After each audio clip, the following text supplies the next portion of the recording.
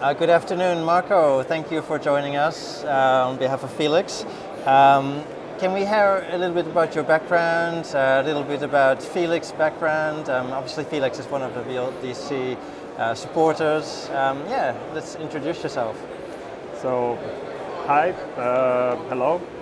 Thank you very much for inviting me for the interview. So basically, in short, a few short sentences about Filix. Filix is an exterior lighting manufacturer, manufacturing underwater and landscape products. Important about Filix is that through the years as we develop our own products, we design the products from the scratch, and everything that is built and manufactured is done. It's done within our house. So using our own R&D, our own laboratory, so in order to develop the products on the level as they are there today.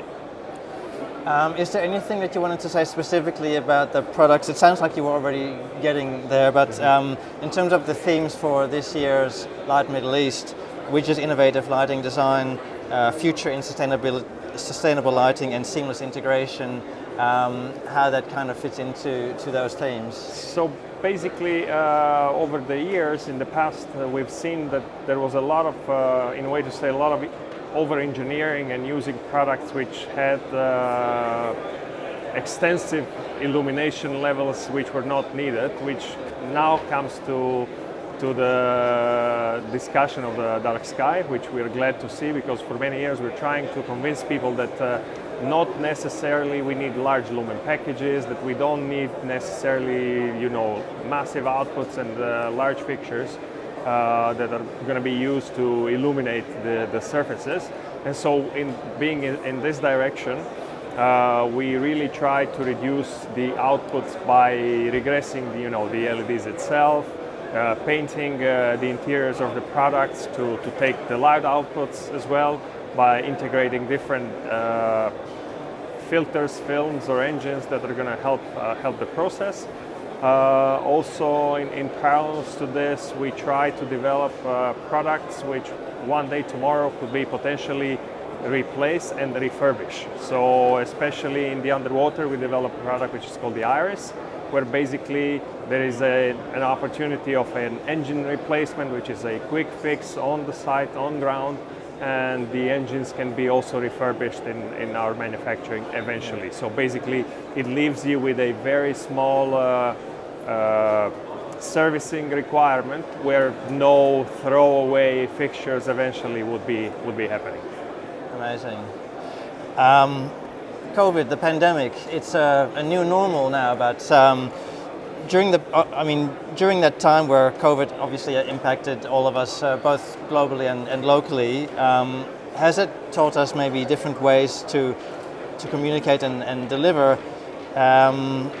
Maybe you can say something about how that has impacted the way you have thought about products and service delivery for Filix. So it started as a surprise to everyone, definitely. For a month time in the very beginning, we were not sure, how the world should be working, what is the activities that we're going to be doing, how are we going to be seeing people, and in the end, how are we going to be showing our product. So for a month, we stayed in a blurry area, not understanding what's going to happen. Eventually turned around and quickly moved to the digital platforms. So a lot of the things moved online, Zoom meetings, a lot more activities through LinkedIn or other channels, and the platform like what you have developed.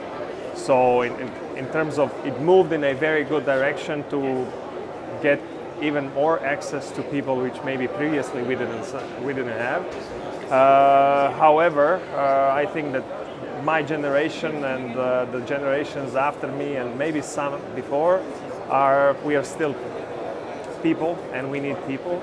And no matter how much we like the Zoom meetings, if I have to make a choice and leave it for good, I would always prefer having socializing options rather than the digital forms. However, now this became a fusion, so using both, I think it's going to be the best combination going forward. Yeah. we're of course very excited and honored to have you as a supporter for the virtual lighting design community. Maybe it would be great to hear a little bit about why you are supporting what we are doing. A virtual platform for the lighting community where we all come together to share knowledge and innovation.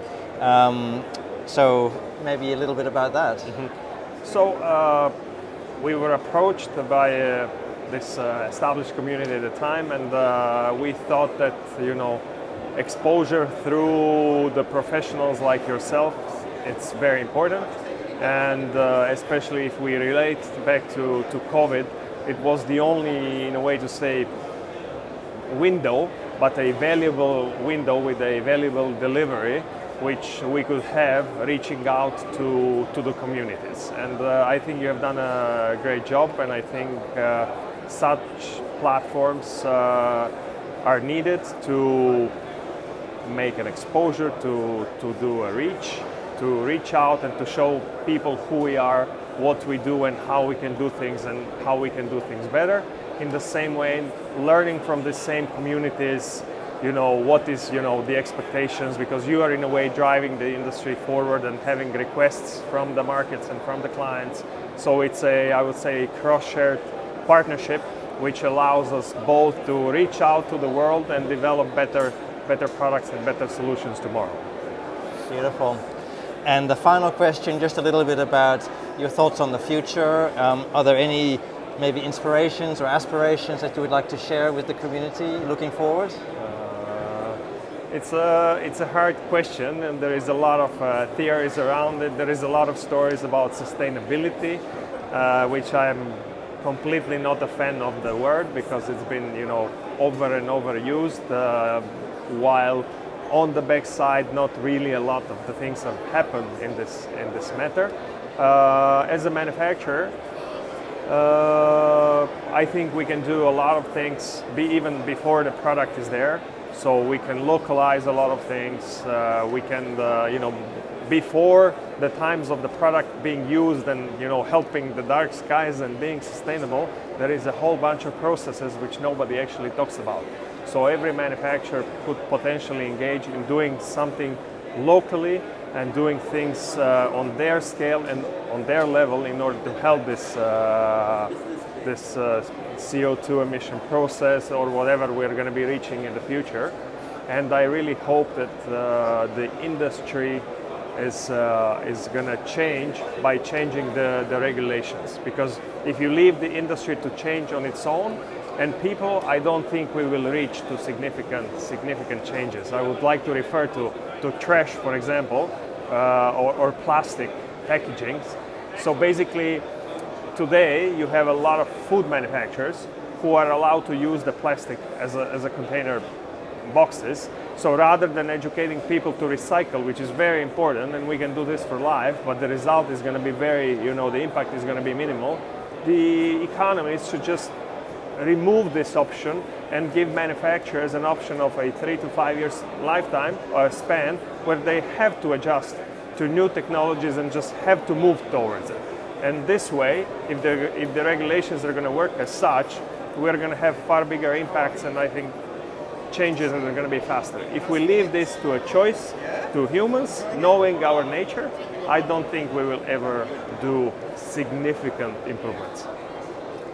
Marco, thank you very much for your insights, and a pleasure to speak to you, and success in the rest of the fair. Likewise, thank you very much for this interview, and keep up the good work. Take care. Bye.